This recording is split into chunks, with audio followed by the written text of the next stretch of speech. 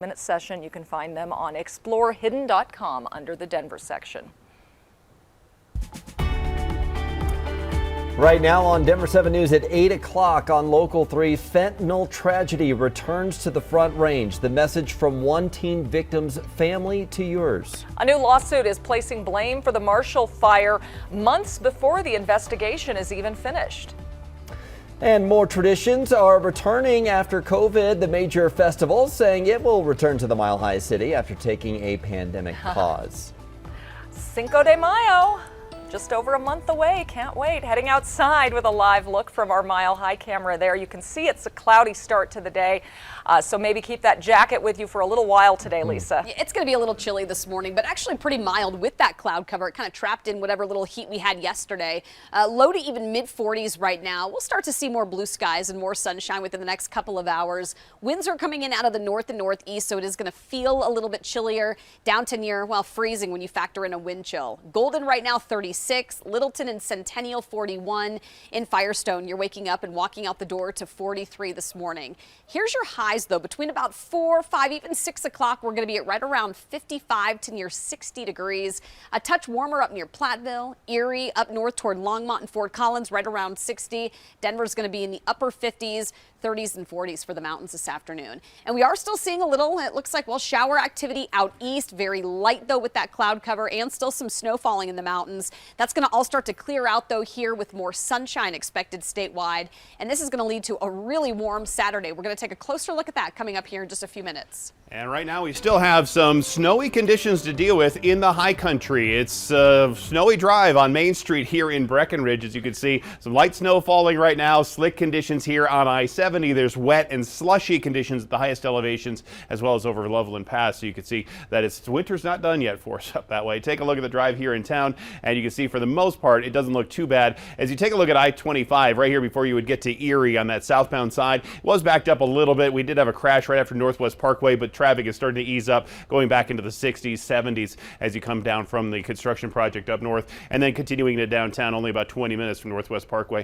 270 and I-70 still a bit busy in pockets. 225 still around Parker Road, still a couple extra minutes. If you hear about a crash at Havana and Parker, I'm not seeing it in there just yet. The rest of the drive on the south side, Santa Fe, 6th Avenue, I-70, that all looks okay. Well, we are working to learn more after these terrifying images came into our newsroom showing why a plane was forced to make an emergency landing in Denver.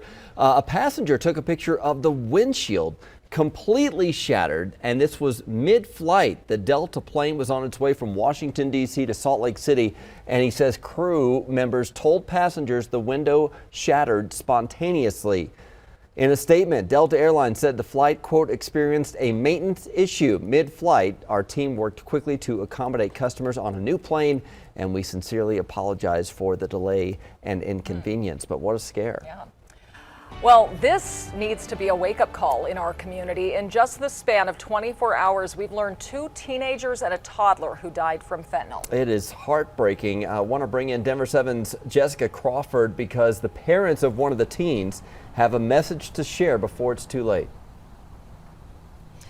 That's right. Sadly, Alameda High School has announced the death of student Kimberly Jimenez Figueroa, and her parents say that her death is linked to fentanyl. The reason why they're sharing this is because they hope to save other lives. Counselors will be on site for students today. It's a tragic time for students, a very hard time for the parents, clearly. And this is not the only recent fentanyl suspected death in our metro.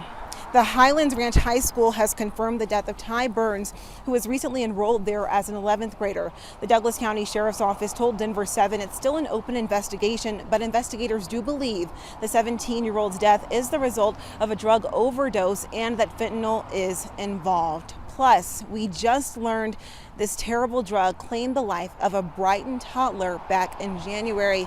Now her parents are facing charges. Prosecutors say Alonzo Montoya and Nicole Cassius did drugs in the home before and after that baby's death.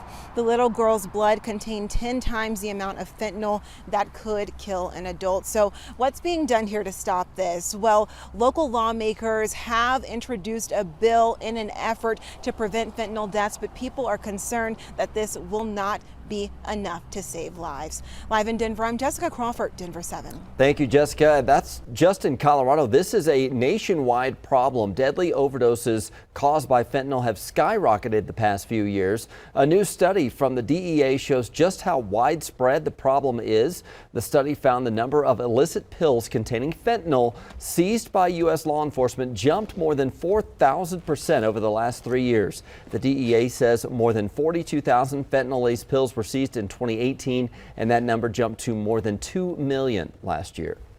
The Loveland Police Department is facing a lawsuit this morning. It accuses officers of pulling over and citing or arresting potentially drunk drivers, but the drivers are later cleared of the charges.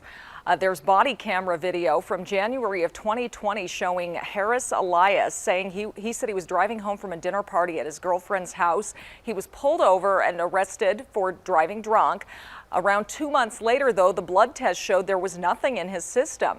Now he wants to make sure police departments don't have additional incentives to make certain arrests.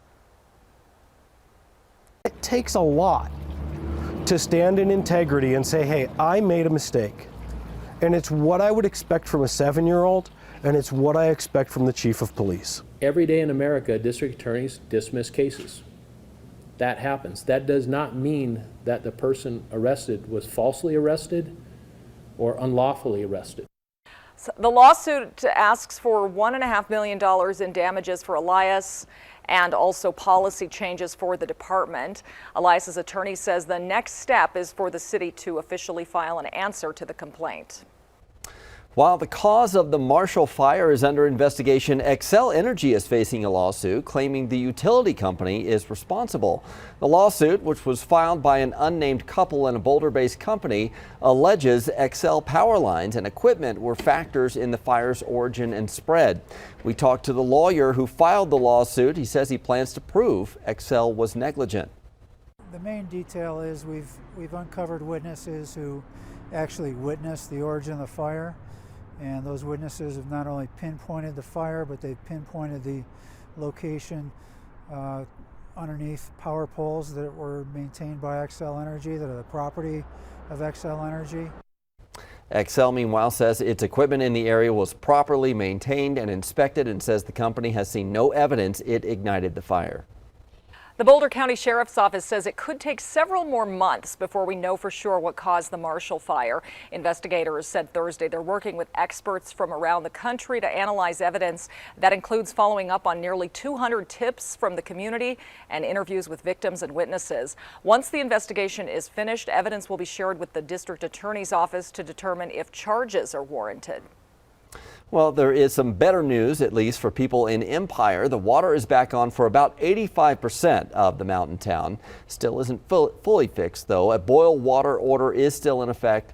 The town has been without reliable water, though, for more than a week now. Officials say they found a pipe leak on a private property. They've also upgraded the filtration system. Meanwhile, the town is handing out bottled water. A convoy of 2,000 evacuees is making its way west across Ukraine after being allowed to escape from the coastal city of Mariupol. Many people there have been living without food or water for weeks. Ukrainian officials say Russian forces have not allowed supplies to reach the city. New this hour, the United Nations nuclear watchdog says it wants to travel to Chernobyl as soon as possible. Russian forces handed back control of the power plant overnight. There are reports Russian troops may have suffered radiation sickness after digging trenches in contaminated areas. A couple from Castle Rock is on the Poland-Ukraine border helping Ukrainians fleeing the war. Ralph and Deborah Yatsko are volunteering for World Central Kitchen, feeding thousands of refugees. They tell us the work has been exhausting but important. You see the looks on people's faces when you give them some food or drink when they've had such a long journey and they're exhausted. You could see some relief, come over them, and that's very, fulfilling to see. They are doing great work. The Yatskos will return to Colorado next week. They say they will never forget the experience, though.